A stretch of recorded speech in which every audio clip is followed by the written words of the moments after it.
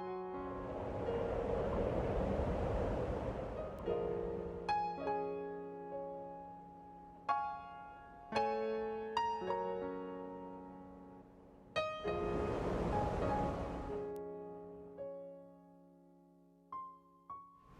we continue with our series on the book of 2 Corinthians chapter 5, I'm taking just one verse, verse 17. And I'll read again, still from the New Living Translation. This means that anyone who belongs to Christ has become new, a new person. The old life is gone. The old life is gone. A new life has begun. Today, I want to concentrate on the economy of the new life. What is the economy of the new life? By what economy does the new life survive or live? Does the new life operate by the economies and the systems of this world? The answer is no. Somebody may want to say, then how does this new life live? If this new life were to be living by the economies of this present system, what it means is that the new life will also pass away with this present system. Because in the Word of God, it says that heaven and earth will pass away, but not a jot of my word. Now, what is my word? My word is the word or the authority of the new life. And he said, not a jot of my word will pass away. So if I am a new creature, or I am living in the new life, and I still think that it is the economies of this present system that I will survive by, what it means is that when the economy of this system is passing away, I will also pass away with it. However, if I come to the knowledge and I begin to walk in the consciousness of that knowledge, that the economies of this world does not have a hold on me, but I live and I reign above the economies of this world, it then means while this world is being melted away with a fervent heat, I'm still here. In other words, though I am here, I'm really not of this system. And because I'm not of this system, there is a means by which I survive. So what then is the economy of the new life? The economy of the new life is called faith. The currency that the new life expends is faith. The currency that the new life spends and depends on is called faith.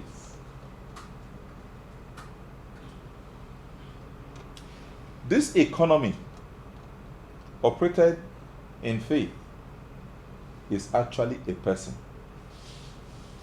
You know why? Because God, he said look at the Levitical order. He told them that they would not have a portion in Israel. Were they not Israelites? They were Israelites. But because God, even in the midst of his people, he was carving out a set of people to teach the Israelites a particular culture and lifestyle. Now look, though you are Israelites, but this is how you are actually supposed to be. I am to be your everything. In other words, he was showing the Israelites, you are to pattern your lifestyle, watch the way I walk with the Levites. This is how I want to walk with you. He said they should not have any portion in Israel. Why? He said he is their portion. What it means is that anything that you will need in this new life is all in God. It's all by God. You live for him. You live in him, and it is by him that you have everything that you need. He is the one you spend. Oh yeah, He is the one you spend. He is the one you breathe. He is the one you sleep. He is the one you eat. When you begin to come to the consciousness of this knowledge, I tell you, there is nothing. You will not be worried about how the school fees is going to come because you know God. You will not be worried about how the rent is going to be paid. The bills are going to be paid because you know God. He is your portion. And there is nothing that is beyond him. And you see, it is when you begin to walk in this consciousness, knowing that God, He wants to, God does not make showpieces. He makes and produces only masterpieces. He wants to display you before the world. Why? Because he wants to make you a bright, shining light that will draw men, through whom he will draw men to himself. If you have this understanding, then you should know that my struggling every day to have a fat bank account, remember, if that is what Christ presides over, then we are in trouble. Why do I say so? All it takes is for the bank to fail. All it takes is for fire to gut that beauty, to just spark off in that beautiful house, and everything will be raised down within a fleeting moment. All it takes is for the insurance company to fold up and to disappoint you.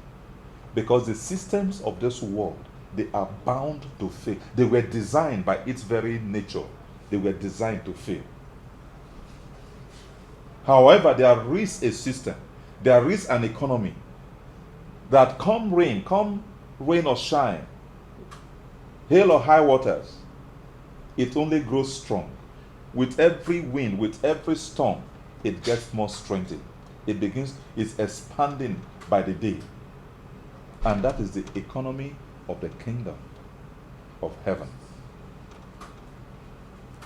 And it is only entered into by faith as you grow into the word, as you grow into himself. When I say the word, I'm talking about a person. It's not just about studying the Bible. I'm talking about you growing into his person.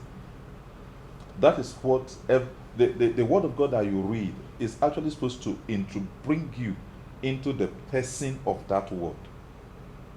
That word is supposed to become flesh in your life that you can begin to walk into. You are introduced into him, and the word begins to eat you up until you are transformed into his very nature. When you become his very nature, I tell you, just the way he walked on water, just the way he commanded the fish to bring out money, anything, you begin to operate that same style. Because he said, let's go back to Colossians again, chapter 3. He said, if you have been raised with Christ, he said, then live the reality of this resurrected life. What is the reality of this resurrected life? What it means is that you are beginning to operate in that realm of resurrection. When you are operating in the realm of resurrection, what it means is that you are dead to a particular life, you are being raised to a different life. In that life, what is the culture that is being practiced there? What is this? What is the money that is being spent in that place? Do they spend money there? The answer is no. Why? Because when you begin to live the resurrected life, everything becomes your own. Oh, yeah. And this is where we must come to a full understanding. Health becomes yours. Anything in life that you can think of actually becomes yours, because he is the possessor of the whole earth. Heaven and earth belongs to him. He said, the silver is mine, the gold is mine. He said, I'm the one who owns the cattle upon 1,000 hills. He said, if I were hungry, I wouldn't ask you. So if you understand that, then you should also come to the consciousness that if you are becoming like him, and you are walking in that resurrected life that does not pay attention on things that are beneath here, but on things that are above, you will be amazed that you don't even think about hunger, you don't think about bills. Why? Because up there, in the resurrected life, you don't pay bills. In the resurrected life, you don't think about hospital because you never get sick. in the resurrected life, you really don't think about death because you don't die, because you've already died and you've been resurrected. I pray that we'll begin to walk in the reality and the consciousness of the knowledge of who we are in Him. God bless you.